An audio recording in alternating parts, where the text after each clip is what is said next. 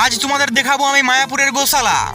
তো বন্ধুরা, কৃষ্ণের অত্যন্ত কাছের ছিল এই গৌ মাতা, তাই সেই দিকে খেয়াল রেখেই মায়াপুরের এই গোশালা তৈরি করা হয়েছে। এখানে প্রায় কয়েকশো গরু আছে, আর সেই গরুগুলোকে রক্ষণাবেক্ষণের জন্য প্রচুর কর্মচারীও রাখা হয়েছে। এই গরুগুলোর প্রচুর বড় আকার ও শিং দেখে আপনি আশ্চর্য হতে বাধ্য। এই গরুগুলোর আকার অনেক বড় হলেও এরা খুবই শান্ত। এই মায়াপুরে সব রকম প্রসাদ, পনির, দই, ছানা সবই তৈরি হয় এই গরুর দুধ থেকে। এছাড়াও গোশালার বাইরের কাউন্টার থেকে গরুর দুধের তৈরি যাবতীয় জিনিস, খাঁটি ঘি পয়সা দিয়ে সংগ্রহ করতে পারেন। এই গোশালার পরিবেশটা খুবই সুন্দর। মায়াপুর এলে অবশ্যই এই গোশালা দর্শন করে আসতে ভুলবেন না। আর কারা কারা একবার হলেও এই মায়াপুরে গিয়েছো তারা অবশ্যই আমাকে কমেন্ট করে জানাও।